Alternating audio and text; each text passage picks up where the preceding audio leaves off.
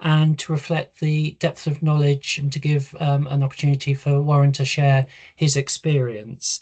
Um, uh, Warren, who is a background as a clinical psychologist, has been a leading light in this field for some time, and has in particular interest in childhood adversity and how to support that.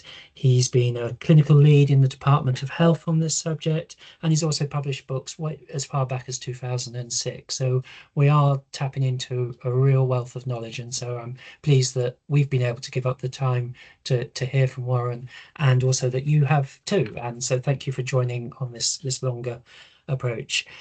He's developed many of the new ways of trying to support children, and the importance of how we make routine inquiry has become increasingly clear, and how to do that correctly. But before I hand over to Warren, I just wanted to say that that we will be talking about an hour. Um, and in that time, don't wait till the end to write your questions down. Capture those thoughts, because there'll be a lot of interesting points along the way. I know that if I try and remember the question I wanted to ask earlier, I don't quite phrase it. So put it in. Others may be thinking it as well. Do the voting, and then as we come to the end of the slides presentation, I'll be able to put those questions on your behalf to Warren.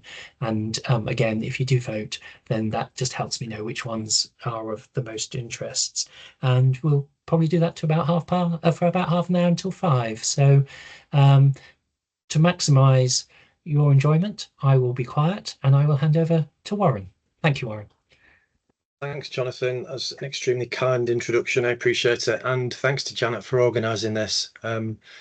Extremely well attended and a popular event. I think your events are always incredibly well attended. So it's a testament, I think, to the quality of the work that you do. So thanks for inviting me and giving me the bit of extra time. I'm going to share the screen. Hopefully this will work. So was the nerve-wracking bit. There we go. So I'm going to talk about routine inquiry about adversity in childhood. So some people think this is a bit controversial. I don't. I think it makes obvious sense when you're trying to understand someone's life in order to help them. So I'm going to say a little bit about how I think this fits with trauma-informed care, what it is, what it isn't, and just dispel this can of worms thing. People always say, you know, I'm worried about opening a can of worms, which is why on my first slide, I've got this.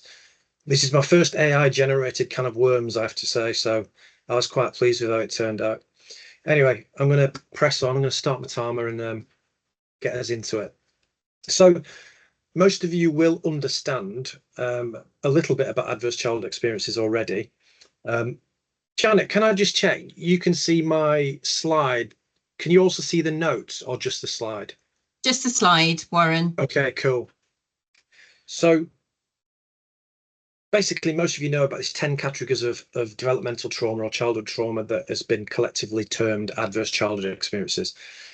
The term was effectively coined by Vincent Fleet and Robert Ander in 1998 in the study that's displayed on the right, where they looked at a bunch of people that were part of the Kaiser Permanente health program.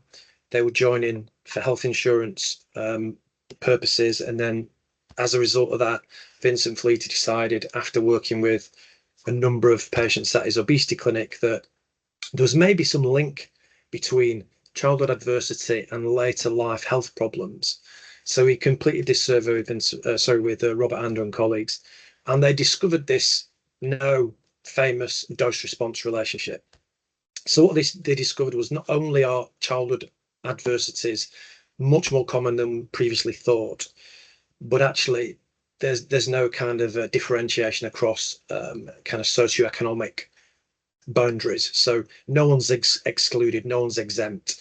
The sample that they studied originally were predominantly white middle-class Americans who could afford private health insurance, and they still found much higher rates of childhood adversity than previously thought.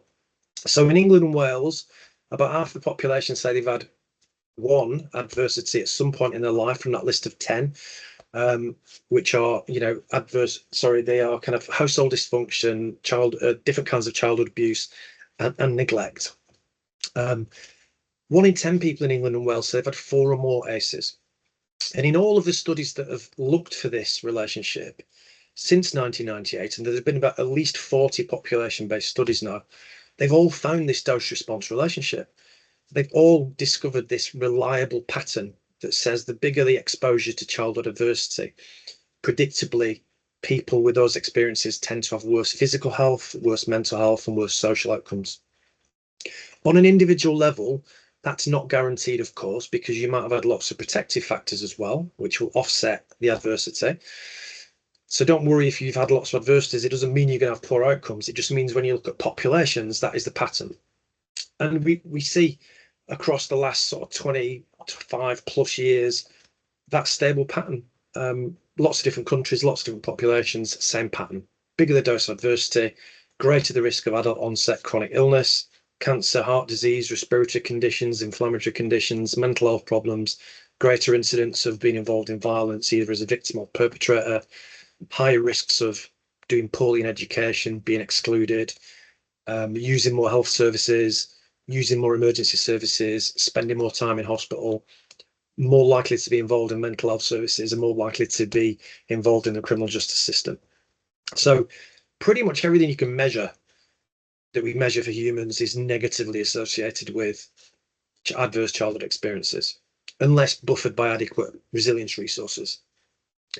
So adverse childhood experiences are so common. We know they have a powerful impact on health outcomes, but we don't routinely ask about them in general standard interactions with people in services. There's very little evidence that happens. I did a freedom of information study a couple of years ago with some other academics, and we found that even though routine inquiry about physical, sexual, emotional abuse was Department of Health policy for over a decade, there was no evidence that staff had training in the NHS on how to do that. And there was no evidence of an audit of practice, and there was no real evidence that practice was being improved in any way, or that the data was being used to improve practice. So it still seems to be rare or inconsistent. And that emoji's turned out different to the one that I put on. I don't know why it's got a little symbol next to it, but anyway, just so you know, that's a miracle random symbol that come from somewhere. I don't know where it came from. The health and financial burden. So look, we've talked about the human cost, but in terms of the cost to the health system, we're not talking social care, criminal justice, education, but just purely health from 5 sources, 5 population-based sources. Karen Hughes, Mark Bellis and colleagues studied this, and they came to the conclusion that the cost associated with the main things that are attributable to ACEs, for example, cancer, type 2 diabetes, heart disease, respiratory illness, violence, mental health problems, and addictions, collectively, the data suggests they cost £42.8 billion every year, just for England and Wales, just for the health system. So there's a massive economic argument here for changing the way we look at this subject. Part of that really is about saying, most of what we do is picking up the pieces, helping people when they're already sick, already in crisis. We do a lot of treating the symptoms, but ignoring the cause. Some examples of that are people that become addicted to drugs, food, sex, gambling, alcohol, smoking, just as examples. But these are all a way of easing the pain. And I said at an addiction conference recently, when people are still in pain, they continue to seek pain relief. And many of the things that we do to intervene in these areas are harm reduction. They're about trying to control the damage that's being done. Or abstinence. And actually, we know for lots of these attempts, these compulsive attempts to feel better, the treatments are not that effective because the people are still in pain. Ultimately, we're asking people to give up their coping strategy whilst they're still in pain. So, for example, bariatric surgery is a kind of end point when people have tried lots of other things to address their obesity if it's making them sick. That does work. It does help people lose lots of weight, and they seem to become much healthier in all the physical markers that the medical world is interested in. But when you look at long-term studies, long-term follow-up studies of people that have had that kind of intervention, people have much higher rates of mental health issues. They have about 4 times the rate of suicidality. and they also have much higher rates of other forms of addiction compared to the general population. So what that tells us is we're treating the symptoms, we're taking away that person's ability to cope by using food, for example, but they're still in pain. So they have to find another way of easing that pain. So I think part of this is to shift our focus and think, well, okay, if this person's still in pain, what's the source of that pain? How do we help that person recognize the source and the origin of that distress? Is it related to past trauma? Is it related to past events? Can we help them connect the dots? And if so, can we give them help to process, to make sense of, to ease the pain of that past trauma? And then, crucially, help them find safer and better coping strategies. That seems to be a part of the solution when I think back to my career. In terms of trauma-informed care, this has become a popular concept now. We're talking about it a lot.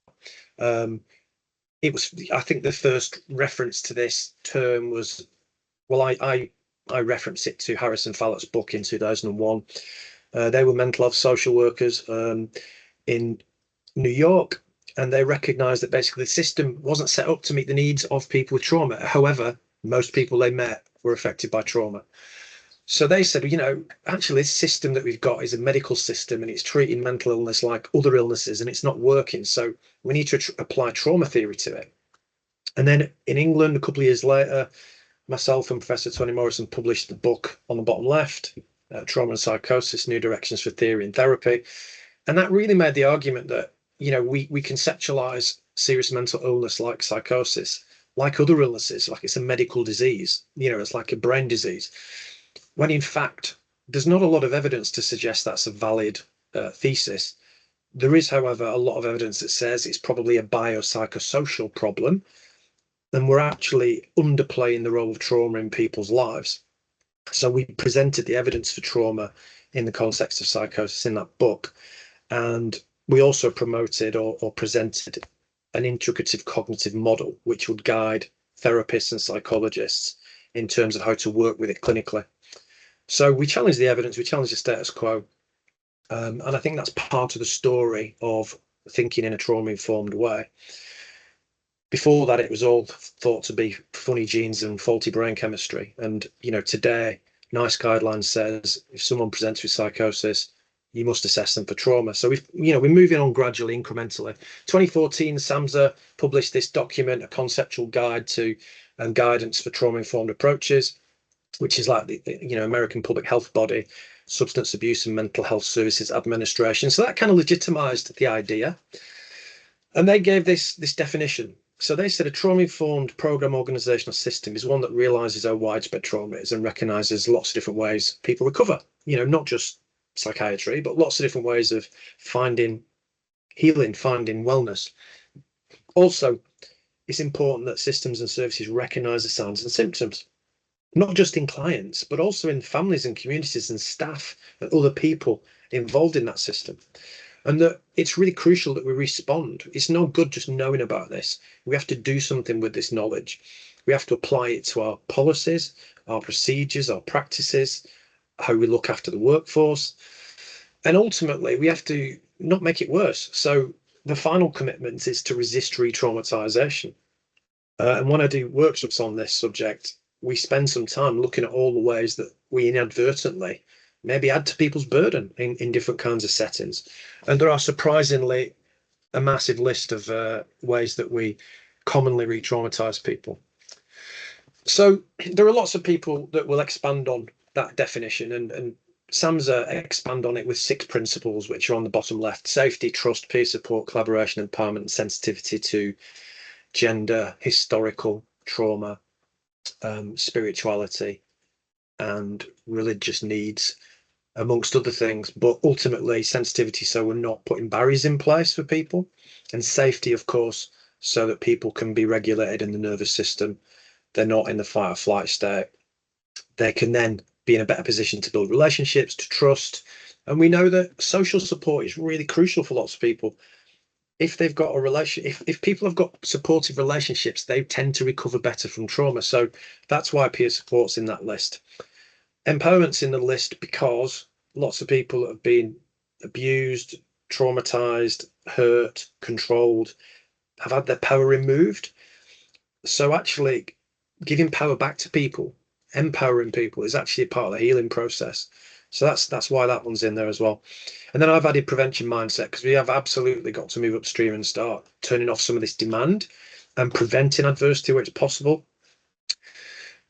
One of the other things that global public health reviews of adverse child experiences and what we do about it, most of them say we've got to get better at identifying ACEs sooner and mitigating the impact sooner. So that really is signified by a move towards asking what's happened to you, instead of trying to diagnose or medicalize or pathologize what's wrong with somebody. That it characterizes this shift, I think. Promoting resilience across the life course is another thing that global public health reviews identify as a step forward in addressing childhood adversity. Public health people call this salutogenesis as opposed to pathogenesis. And really, it's about how do people cope and find wellness despite trauma, despite past adversity, and despite ongoing stress. And we know a lot about that, but it is something that is acquired and it's learned, and you curate and gather strategies and coping means. They're not something you're born with necessarily. So we have to work on them. And actually, that means educating professionals and service users about that in order to help them, cope better. And then finally, there are some people that will probably not recover without trauma-focused therapy. Some people will need that for their recovery. It might be a relatively small percentage of people compared with the bulk of everyone else, but some people need trauma-focused therapies. And currently, access to those things is really not easy at all if you're trying to get it on the NHS. So we definitely need improvement in that area. And it is cost-effective. It provides a return on investment. So let's talk a little bit about routine inquiry. This is a quote from a study by a charity called Survivors in Transition, who I think do brilliant work, and the University of Suffolk. They did a survey and listened to 608 survivors of child sexual abuse, heard their testimonies, drew some conclusions, and published a series of 3 papers. I'm going to refer to all of them in this talk today. This kind of quote, so familiar to me in my NHS career. I would routinely ask people about their past trauma and adversity, and probably about once a month, someone would say to me, "I'm really glad you've asked me about this, but how come you're the first person to ask me about this after 25 years of being in mental health services?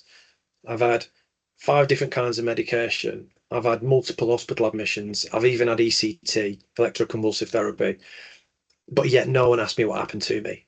It makes no sense. So potentially people are having lots of treatment that's not resolving their problems, that can potentially be harmful, but it's because we're treating the manifestation of their distress, not the origin of the problem. So in the follow-up study that they did, they called it denial, disbelief, and delays, because service users said they often tried to tell a professional that something was happening to them, something bad was happening to them, and they described being faced with denial. People didn't want to hear it, or disbelief. And absolutely they were faced with delays, because the amount of time between the point where they first tried to tell and the point where they were successfully able to tell and have a useful response was a very long time, and I'm going to get to that in a second. But one of the conclusions based on survivors' experience was, one proposed solution from the evidence base is that healthcare professionals be trained to use trauma-informed models where asking the question is routine. Disclosure is therefore made easier, and the response can be more consistent and timely. So that was a recommendation based on the lived experience of service users. It was also in policy, a policy recommendation. In 2015, I was part of an expert reference group that was looking at the response to the child sexual exploitation issues that were happening at the time, that were, obviously covered in the media.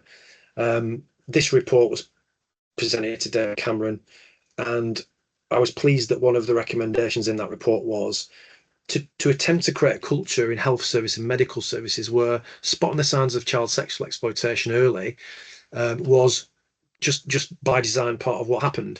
And to do that, it required the expansion of this idea of routine inquiry to professionals in targeted services. So what we were recommending in this paper was, if a young person goes to a mental health service or a sexual health service or a substance misuse service, professionals will know how to ask questions about child abuse so that they can be helped early, they can be protected, and we can make sure they get the help they need.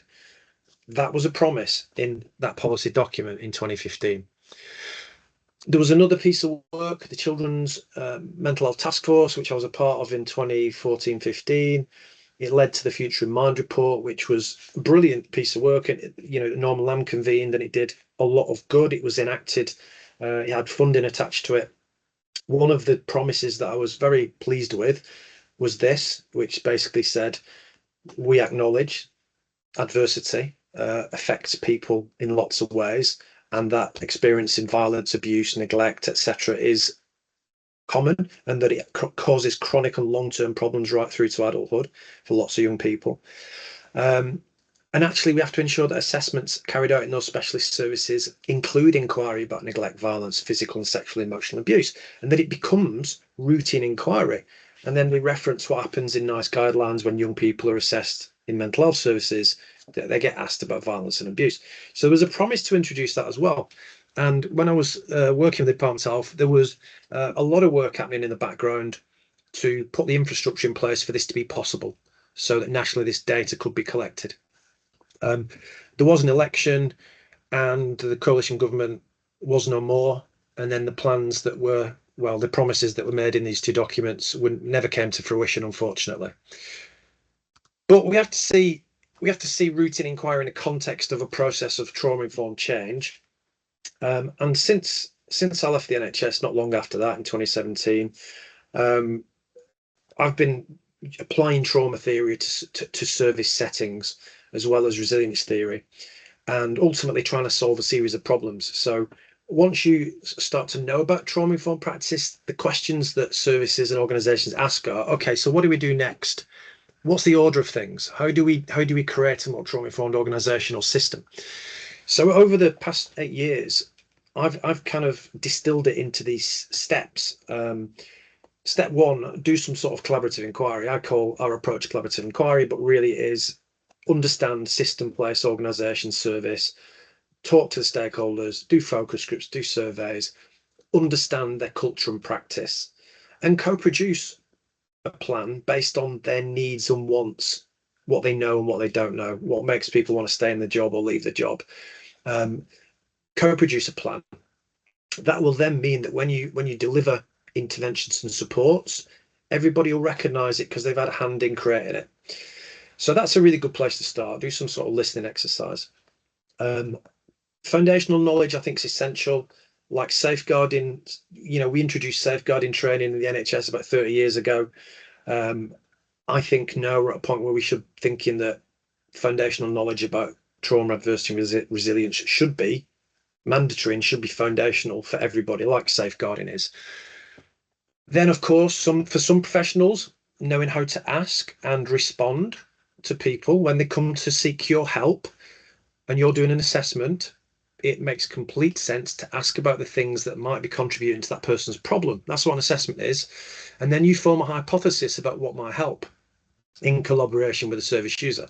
So for me, routine inquiry is a non-controversial part of an assessment. It's part of a thorough assessment, and it makes complete sense.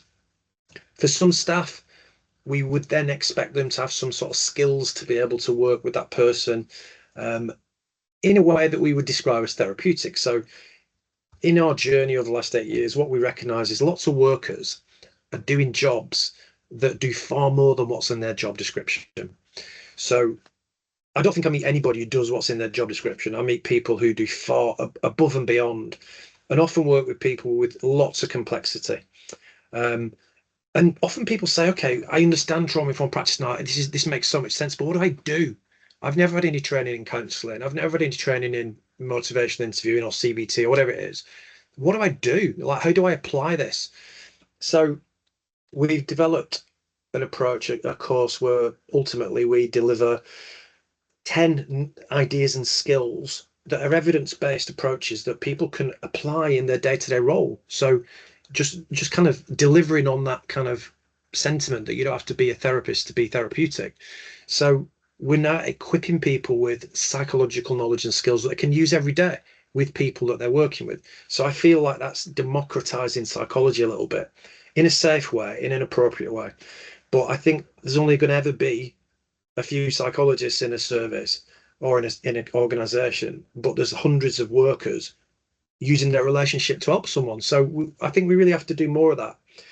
And then we have to look after the workforce. So we very much have been faced with this problem of burnout, compassion fatigue, moral injury, secondary trauma. It's like the common cold of the helping professions. So we believe if you can identify and mitigate that, and we can teach professionals, practitioners, and managers to see it early, and for it to be okay to ask for help and to take action, we'll keep people healthy whilst they do these difficult jobs. Because currently there's a huge workforce deficit, and we just can't recruit people quick enough. People are leaving key services quicker than they're being recruited and trained. So that is a real problem. And some of the things we do in psychology and nursing and other professions, like reflective practice, group models of reflective practice, these things have evidence. So we know that good reflective practice is protective. It can reduce emotional exhaustion. It can improve engagement with the role, and it can improve job satisfaction and reduce burnout. So we've started applying this specific reflective practice model, this group model that we've developed and tweaked to different settings, from criminal justice settings through to education. We're currently doing a randomized control trial of trauma-informed interventions in 100 secondary schools. And one of the things that's had a big impact for staff has been this reflective group model. So we're just applying something we know that's effective in different settings. So I feel that's got to become more and more commonplace going forward. And then of course we've got to measure what we do. It's great having case studies and anecdotes, but we've got to measure what we do if we want to influence policy and practice. So you can see that this routine inquiry is a part of a process of change. Some people choose to start here. Some organizations choose to start by providing foundational knowledge. There's no right answer, but there's a scope of things that we need to take into account. So now you know what that context is. So what's the case for doing routine inquiry? Well, I'll start with the study that I mentioned of those survivors of sexual abuse. The information that came from that study was quite mind-blowing, really. The average time from that 608 people, from the point that they were started to be abused to the point where they were effectively able to tell someone and to get a response from a professional, on average was 27.5 years, which is mind-boggling, really. And then in this study, we worked with a health economist to map out the journey that survivors took through health services. So they might say, I tried to tell someone in CAMS when I was 12, or I tried to tell my GP when I was 13, but they didn't hear me, or they didn't believe me, or I was dismissed or passed on to someone else. And as a result, they went on this journey through health services. So some examples were mapped out. And what they found was the average per survivor was £4.9 million purely in health costs, because they weren't heard and given the right help when they first presented. And the total economic burden for that group of people is £3 billion. So we can't continue with this denial, disbelief, and delay in asking and responding. We've got to get better at doing that, and we've got to make it routine. John Reid and Alan Fraser did this tremendous study in 1998 in Auckland, New Zealand. They observed 100 admissions to their psychiatric unit, and through standard practice, 8% of people volunteered that they'd been abused at some point in their life, physically, sexually, or emotionally. They then introduced routine inquiry, where they explicitly asked people as part of their assessment, have you ever been physically, sexually, or emotionally abused at any point in your life? And in that cohort of people, 82% disclosed that they had. So there was a vast difference between leaving it to the person to work out that this is relevant and to overcome all those barriers and fear of disclosure, compared to if you actively ask someone in it and invite them to share it with you directly and explicitly. So that's pretty clear. And then the last point I want to make on this is Fleety and Anders' work. Vincent Fleety has been promoting routine inquiry, or ACE screening as they refer to it in America, for a long time, since 1998, and he does this in his day-to-day practice. So in San Diego, they observed 2 years worth of people coming into the Kaiser Permanente health insurance program, and as part of their initial assessment, they got an ACE questionnaire, and they got to fill it in. And then in the context of lots of other health tests, they got to speak with a doctor or nurse about what they'd written on the ACE questionnaire. In the following year, they followed those people through the system and obviously observed what health services they used, because they're trying to work out if the premium's correct and all those things. And they found out that group of people who were given the opportunity to speak about their adversities as part of their health assessment used 35% less doctor's appointments compared to the previous year, and 11% less visits to A&E compared with the previous year, which is a massive decrease in health utilization, both in terms of, people clearly are not presenting with the same level of need for whatever reason. Maybe they're addressing the real, the appropriate issues, as opposed to searching for solutions in the wrong place or looking for a kind of caregiving response. And also there's something about the disclosure process. Vincent Fleety wrote, slowly we came to see the asking, initially by this inert mechanism, which was a questionnaire, then followed up face-to-face in the exam room, coupled with listening and implicitly accepting that individual who has just shared his or her dark secrets is a powerful form of doing. Time that suppressing powerful emotions and secrets is extremely taxing and can create high levels of stress, chronic levels of stress. Unburdening processing disclosure is a key feature of most psychological therapies that address trauma. It's beneficial. Not only that, the economic implications for Kaiser were in the multi-billion-dollar category. Despite that, other health systems don't seem to have followed suit, which is interesting. We have another source of information about this. So James Pennebaker, who's a Texan health psychologist, did a lot of research on this subject. I met him 25 years ago. I was presenting on trauma and psychosis I think it was the first time I presented on that subject, and he was at the conference, and it was a kind of chance encounter. But ever since I met him, I was really fascinated by his work, because what he discovered was he was studying a bunch of medical students, I think, and he asked them to write about their most stressful life events for 15 minutes, 4 days in a row, and then to put the writing into this box, and then the researchers have a look at it. They found some quite remarkable things. So after that 4 episodes of writing, the people that took part in the study were subjected to all kinds of tests, and they found that their self-reported mental health improved following this writing exercise. Their immune function improved. Their cardiovascular health across a range of measures improved over the next 12 months. Their stress hormones, as measured by their cerebrospinal fluid, were reduced as a result of this writing exercise. And they also went to the GP less in the next 12 months. So there was something really powerful happening, and there's something about this kind of expressive method of unburdening, which is not dissimilar to kind of the processing work that you do in psychological therapies. I think that this is a really untapped potential. I think there's a huge amount of potential for this technology. I think in contexts where maybe people can't access therapy in the same way, like in criminal justice system, I can see a way, maybe using this as a kind of supervised, coached method of working through things would be incredibly powerful. If anybody wants to talk about applying this therapeutic writing approach to some context that you're working in, please do get in touch, because I think it's got so much potential.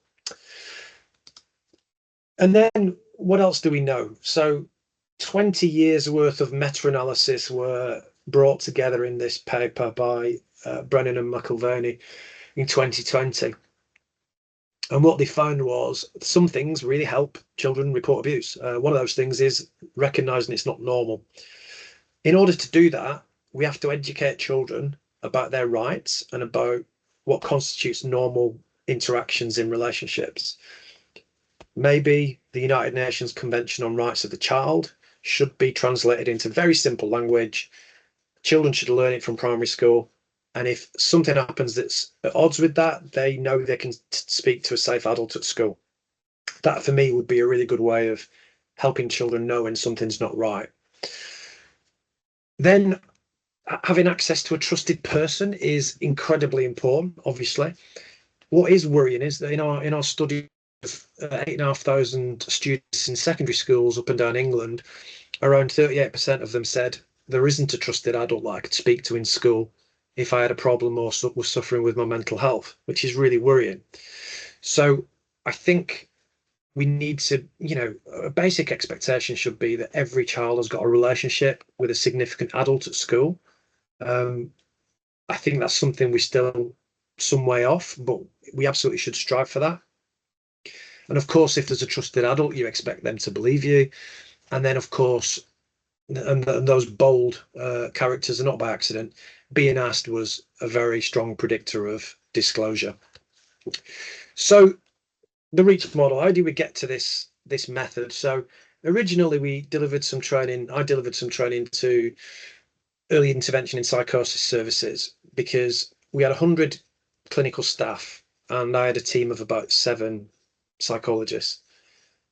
And the point was, we had so many people in our service that had experienced trauma, but the staff team was saying, look, we've never been trained specifically how to talk about this, how to ask about it, and then if someone discloses, how to respond to it. But it's like the elephant in the room, what do we do? So I developed some kind of educational materials and I delivered it within the service, and it was kind of a precursor to Reach, really. And then we audited the 3 teams 6 months later.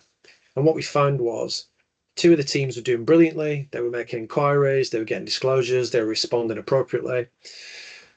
Some people were staying in the service because it was the best place. Other people were going off to the trauma service, So it was a really useful thing. But the team that wasn't doing as well were lacking in some areas, so it wasn't on their agenda for supervision. There was a lot going on in terms of their kind of operational model and their staffing, and the management of that service weren't really supporting people to do this in any sort of meaningful way.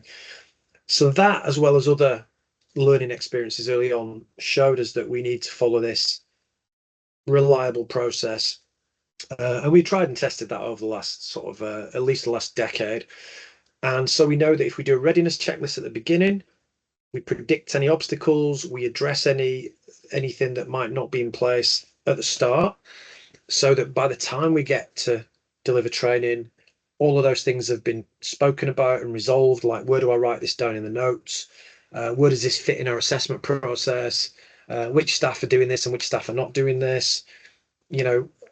What documentation do we have to share with service users? All of that's been sorted out. And then we do a process workshop with managers, because managers are supporting the people that are doing the frontline work, and they need to understand the process, where it's going to happen. They need to be measuring this is happening. They need to be understanding the consequences of this happening, and crucially supporting staff to do this work through their supervision and support. The training is relatively the easy bit. We've been doing that for a long time now. Hearts and minds followed by the skills, basically. And then we follow up. So the follow-up support is crucial. If we provide consultation, supervision, refresher sessions, those kinds of things, practice becomes embedded. If we walk away after the training and we don't have that kind of continuous input, it's a little bit more up in the air in terms of whether it's going to become embedded or not. And actually, we want everyone to become confident, and not everyone becomes confident at the same rate. So we have to stay close and support the team to embed these skills, because it is a skill and it's something that requires confidence to build, and it's iterative. So we found that to be essential. And then obviously we measure what we do to make sure we can replicate it, scale it up, share good practice, refine our approach. It is actually quite simple. So it's not, the process of inquiry is quite simple. It's not therapy. We're not digging into the details. We're not opening a can of worms. And I always say to people, there is no can of worms. The person that you're talking to knows what's happened to them. And if they choose to tell you, they're ready to talk about it. And if they choose not to tell you, they're not ready to talk about it. So we start by sharing confidentiality again, reiterating, so people know that if they want to tell you something, they can choose not to tell you who did what to whom, when, in which circumstances, with names, etc. They can just tell you that something happened, and they know that if they provide those details, there is a potential that actually you might have to follow reporting and safeguarding procedures. So we give people control by reminding them about confidentiality. Then we give them a rationale. So we set the context. So I might say something like, as part of our assessment, everyone who comes to this service is offered a conversation about adverse childhood experiences or past trauma. We know that bad things that happen in the past can have an impact on how we cope with our mental health, our physical health, our relationships. And sometimes those problems can last for a while. So we know these things are really common and relevant to what we do here. So we ask everybody if they want to talk about that with us. I gave you some information last week. Did you get a chance to look at it? How do you feel about having this conversation with me today? We could use the questionnaire that I'm going to show you, or we could use the cards that I'm going to show you in a minute. Then when you've got the agreement, you complete the questionnaire or you work through the cards. Then you respond compassionately to their disclosure because they've just trusted you with a really big deal. And then you agree next steps. So that's the process. We're not going into detail. We're not digging into the whys and wherefores. What we're really doing is acknowledging that something big's happened to this person and that might be having an effect on their well-being. And if it is the case that it's affecting their well-being, then we can talk about what help they need. So that's the gist of it, which for me makes it feel much less scary, much less daunting of a task, and absolutely makes sense to people that were asking these questions. In terms of how to respond, studies of service users and survivors tell us they've trusted you with a really big deal. People want you to say thank you. Like, it's really a privilege for them to have shared this with you. So say thank you, I believe you. People also tell us that they worry they won't be believed, which is why we don't ask for all the details. Not only is it not necessary, but if we ask loads of questions, people start to think, they don't really believe what I'm telling them here because they're asking me all these probing questions. And secondly, autobiographical memories of trauma don't always follow a sequential pattern. They don't always fall neatly into place. So asking lots of questions about times and events and all this might sort of suggest to the person that they're not being a reliable person telling you about what's happened. So that's normal, but for all kinds of reasons, we don't go into the details, which is often a relief for the person talking to you. Then we ask, is it still happening, crucially? And if it is still happening, then we have to follow safeguarding procedures, hopefully keeping them in the loop as well all the time about what's happening. Then crucially, we ask, is it still bothering you? Have you dealt with this before? Have you had any help with it before? Have you talked to anyone about it before? If so, how did that go? And is it still troubling you? If it is, what kind of help do you need? Acknowledge that they've been resilient in the fact that they've coped with this and they're currently seeking help. But what do they want to happen next? What survivors do tell us is they don't want you to refer them on to somebody straight away. It almost feels kind of dismissive. People, it's okay to say, there's another kind of help you want, but actually people say, I don't want you to refer me on. I want you to talk to me about this because I've trusted you with it. And this is a big deal. So people want to explore it, to make sense of it. One of the biggest tasks at the beginning is creating meaning, to try and create some sense of why this happened. People often wonder whether there's something I could have done differently, or whether it was my fault, or why me, and all those things you can help explore. Sometimes you get the opportunity to say, do you know what, that wasn't your fault. That happened to you. You're a child. That wasn't your fault. It happened to you, not because of you. And that can be a huge relief for people. In fact, it's not it's not a coincidence that that is one of the key targets of cognitive therapy, is to relieve that self-blame, to challenge that self-blame. And then we check if they're safe to go, if they want to agree a follow-up meeting, when we're going to check in if they're okay. We prepare them to understand that you might get memories, you might get dreams about things from the past, you might feel upset when those memories and dreams happen because you're processing upsetting things. That's normal. It's not a sign of relapse. It's not a sign of mental illness or a breakdown. It's a sign that you're dealing with upsetting things. That's normal. So that's predictable. So we need to let people know that's likely. Questionnaires that we use. The one on the left was a version that included child sexual exploitation that I worked on with Mark Bellison, Graham Simpson-Adkins. The middle one is the Californian one that they use across the state, the Pearls questionnaire. And then the one on the right is the World Health Organization questionnaire. The second two you can find on the internet very easily. Questionnaires are good because they're consistent. They say the same thing every time. You tend to get higher rates of disclosure from a questionnaire compared to a verbal method.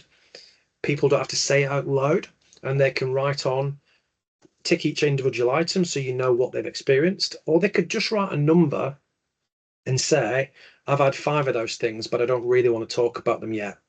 But it's important that you know I've been through some stuff. So that's the benefit of a questionnaire. The other method is to use the cards, and I'm just going to play the cards, play the video, very short video. Janet, can you please let me know if you can hear this, or rather, if you can't hear it, let me know and I'll see what I can do. Will do.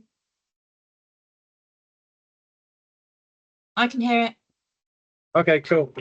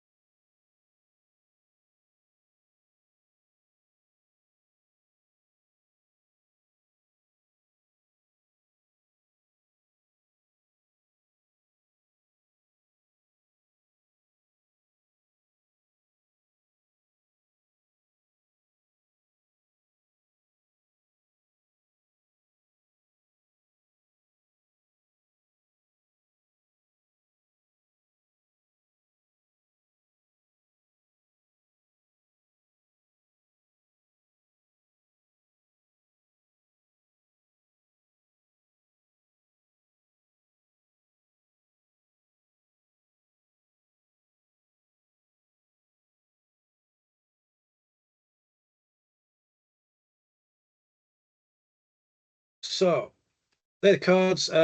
They came out of I should have said they came out of when we deliver the reach training. Quite often we did a bit of a creative exercise, and practitioners frequently would say, oh, like life's dealt you a hand of cards, life deals you this hand of cards and you have to work out some way of playing this hand that you've been dealt. So we just thought that was a really nice metaphor. And there's also this request for some sort of creative, more visual method of doing this, having this conversation. So that's where the cards came from. And they've been used in lots of different contexts and settings, with very positive reviews. So if you want to buy them, if you're interested in them, there is a discount code that I can give you, which is basically Larkin 15.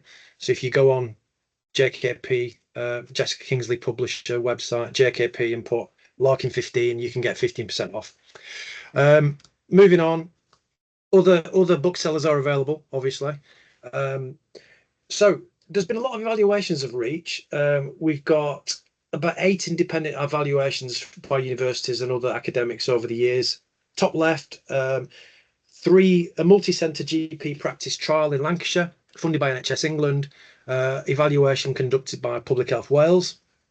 Underneath that, multi-centre GP trial in North Macedonia, funded by UNICEF. Top left, next to the GP one, Better Start Blackpool. So we trained health visitors to ask pregnant women antenatal visits 6 weeks before birth. I'm going to say more about that in a minute.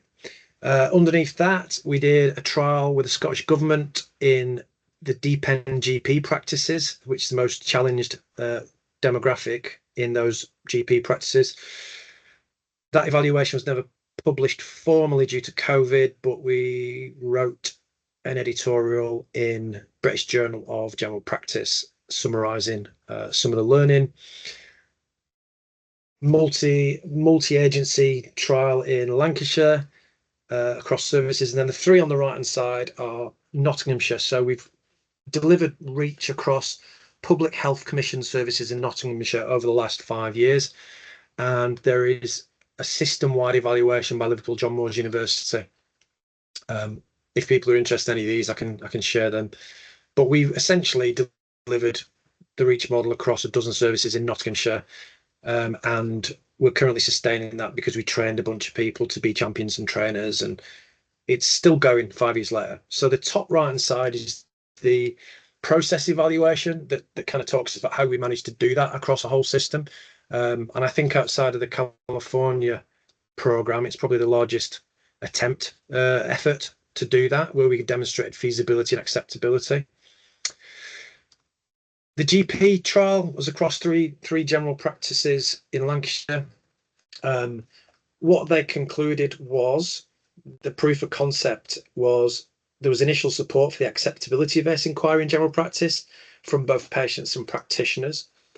And it was identified as a means of improving that patient-practitioner relationship because there was a better understanding of that person's childhood and how those adversities might be affecting their health and well-being. So that was the headline finding. Service users, patients. So it was about 200 odd inquiries took place with different patients, and 123 took part in this survey afterwards. So 94% said the questions made sense, they were clear.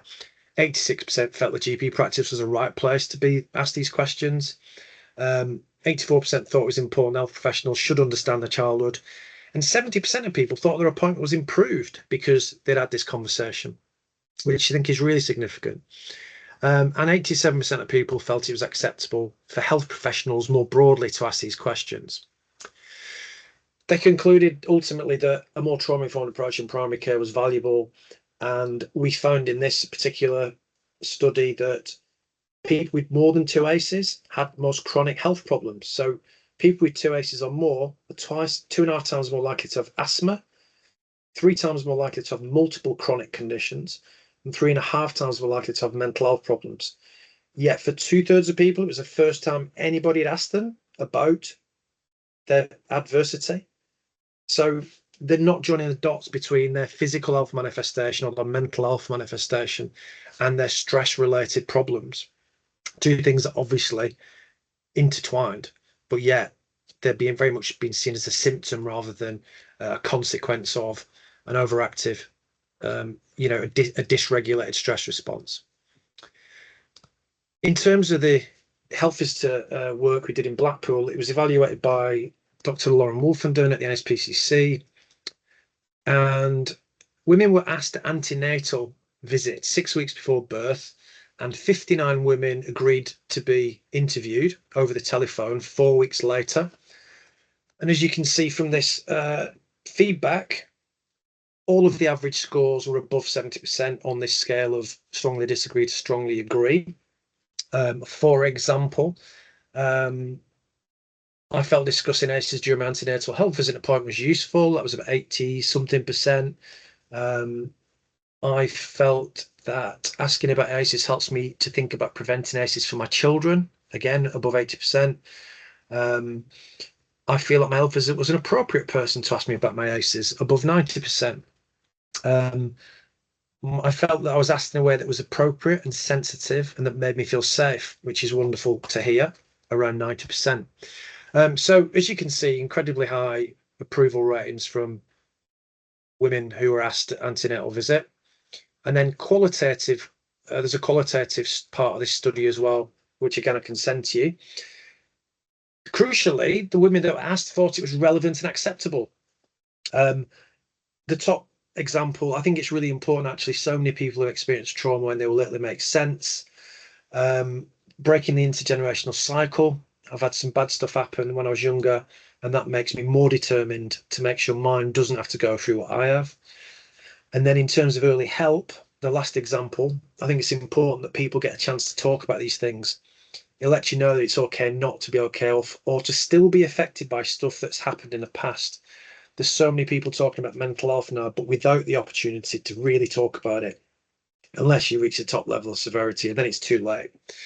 So really, the summary of the last 10 years of evaluations is training increases confidence. Without training, staff don't want to do this necessarily. With confidence, it's acceptable to them, it's acceptable to service users, and it's feasible across lots of different kinds of service. People can get the right help sooner because we know the origins of their distress and their pain. So they stop looking in the wrong places for it, and we stop trying to give them things that aren't going to help. Children and vulnerable adults can be safeguarded more readily, so you will see an increase in detection of ongoing harm. And then we also see service users, lots and lots of examples in those studies of service users taking important life changes, making important and positive life changes because they're motivated, because they see the connection. And then what's wonderful is when we ask parents about this stuff, so we train lots of family support workers, children's centre workers, early years workers. When we ask parents about their experiences of growing up and their adversity, they immediately start thinking about how they were parented. And then they start to think about how they're parenting their own children. And at that point, it's often an emotional conversation. And they generally say something like, I've just realized I'm still doing the things to my kids that my parents did to me. And I want better for my kids. I don't want to just repeat those things, but I'm really not sure how to do it differently. And at that point, those interventions that you've tried to offer that have fallen on deaf ears, like parenting interventions or extra support, they're open to that help. So this is another opportunity, as well as the antenatal opportunity in the early years context, to prevent, to work on primary prevention. So really, really excited about that as a kind of, preventative opportunity. Okay. I've got 5 minutes left on my clock, so I'm hoping that's going to be enough time. So California, I mentioned they're working on this in California as a public health initiative in the same way they did with HIV and AIDS and with smoking. They were the first on the front foot with that. They reckon that the estimated cost in California is 1.5 trillion as a result of adverse childhood experiences. They obviously have mapped out the costs in terms of the leading causes of death in the United States. And they see that the odds ratios for having 4 ACEs compared to none shows that for those 9 out of 10 leading causes of death, you're seeing an incremental increase. So, for example, people with 4 ACEs are 3.1 times more likely to have chronic respiratory disease, 4.9 times more likely to develop Alzheimer's disease, and 2.4 times more likely to have chronic liver disease with cirrhosis. So the costs are massive. And they've put this program in place in California through legislation, whereby now they've conducted 3.6 million ACE inquiries in Medi-Cal. They've trained 43,000 professionals. 20,000 of those have done some sort of certification, and they've increased the number of practitioners using routine inquiry or ACE screening in their practice, and they get a payment for doing it. And then ultimately, you can start to see across the whole state of California, you can start to see public health information emerging, which shows you the dark purple ones are 4 or more ACEs. They're like 40%, 45% of ACE screenings. People had more than 4 ACEs, compared with the paler colours where it was obviously much fewer people had 4 or more ACEs. So from a public health perspective, that's incredibly powerful, being able to plan where you deliver your resources.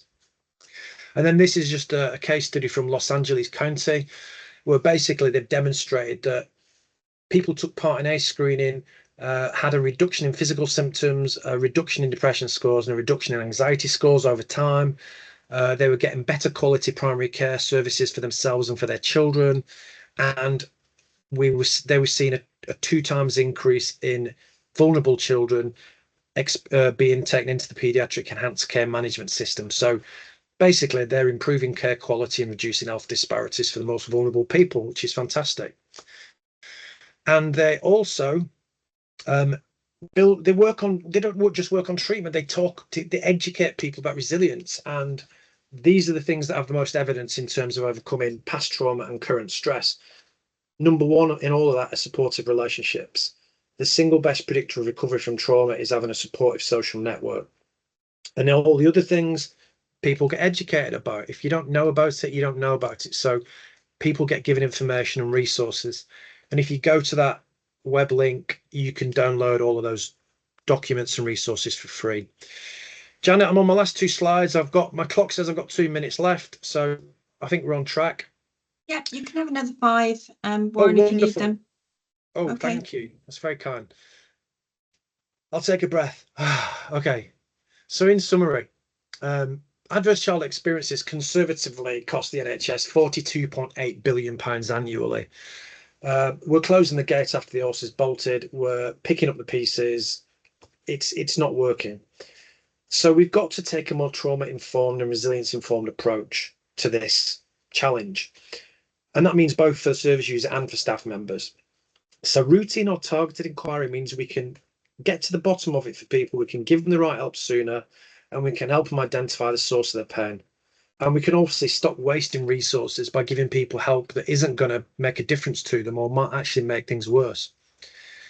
I think you have to normalize this conversation. So when I joined the NHS in psychology, we were discouraged from talking about suicide with people who were depressed, because the idea was you might give people some ideas, don't talk about that. We know today that the opposite is entirely true. We have to be completely open about suicidal thoughts and hopelessness if someone's depressed. So same with domestic abuse. If you're a midwife, you ask those questions.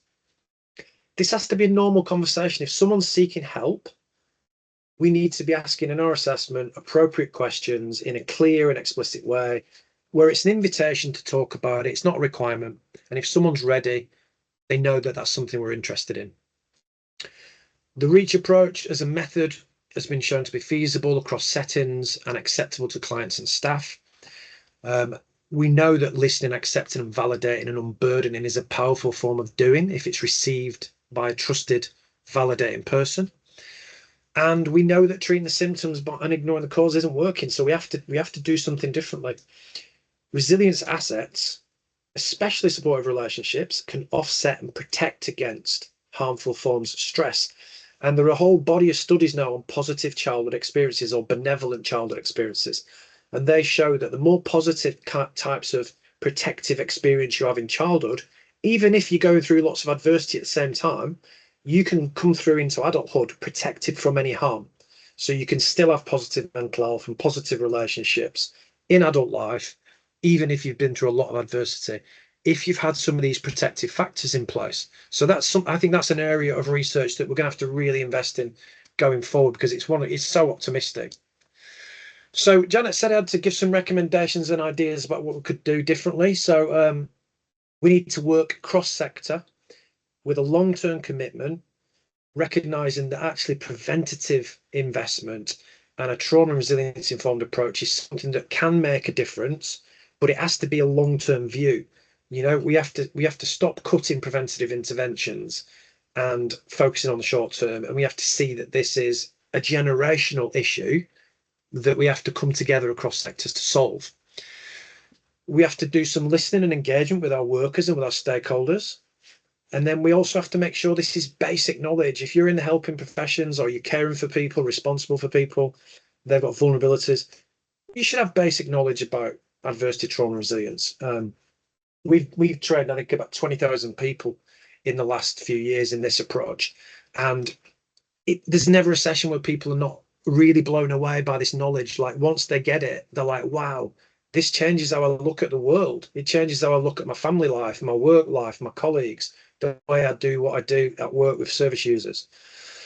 So we have to give that basic knowledge. And then some people, not all, but people that conduct assessments should know how to ask about trauma and adversity routinely and respond in a sensitive and therapeutic way. It's a very, very small percentage of people that will then say, right, I need psychological therapies right away. So don't worry about increasing demand. In the GP study we did, people use less GP appointments after they were asked about adversity.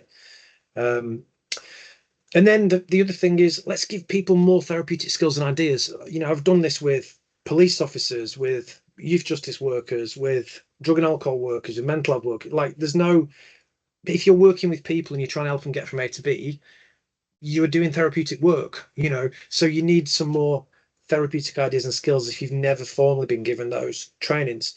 And I think that also applies to managers, because often as a manager, you get promoted, you become a manager, and you inherit all these people that you've got to look after, but you haven't necessarily had any training in how to do that.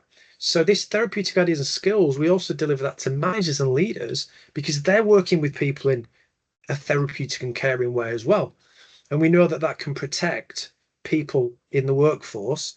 A study by Public Health Wales said people who've got a supportive line manager are 50% less likely to develop mental health problem compared to somebody who's not got a supportive line manager if they've experienced adversity in the past. So that's half the population at the very least. And then finally, group reflective practice. I think this is a cheap, efficient, evidence-based, lots of evidence that it improves occupational engagement, reduces burnout, reduces people wanting to leave the job. If we put in group reflective practice that they can take part in during the working week, you know, whether it's once a month or 6 weekly or whatever. Professions like psychology and nursing do this quite often. Sometimes it's some organizations are good at putting this in place, but we've been delivering this in criminal justice settings and teaching. It's part of the trial that we're doing at the moment. It's a really powerful intervention. It's really simple. It's not expensive, and it's self-sustaining. Once people have learned the model, they can sustain it. And we have to look after the people who are looking after the people, or we just won't be able to continue delivering these services for people. And then finally, let's just really be disciplined about evaluation, because often that's an afterthought. We do a great piece of work, everyone's excited about what we've achieved, and then we go, oh, we didn't really plan an evaluation. Okay. And then we struggle to convince commissioners or funding bodies or government, you know, to change policy and practice. So I think we have to get serious about evaluating what we do. Innovation's brilliant, but we have to measure it and demonstrate it. And ideally, I think for routine inquiry, the next stage for me is a trial or a implementation across a setting whereby we do a follow-up study. So we want to follow people up and find out what happens to them over time. So we can look at the kind of human benefit of that experience and realization, that unburdening, but also look at the economic benefit of it as well. So I think that's everything I wanted to say. Please, if you want to scan that thing there, that QR code, that'll let you sign up to my newsletter, which I have to confess I haven't done yet, but it's in the pipeline. So if you want to sign up for it and get access to some stuff, Ben Perks's interview that I did with him recently will be on there. There's my email. Please feel free to get in touch if you want to chat about any of this. You can probably find me on Twitter, X, and LinkedIn as well if you want. Really looking forward to some questions. And sorry, I've gone on. You said I could have 5, Janet, and I've had 6. I apologise. Thank you.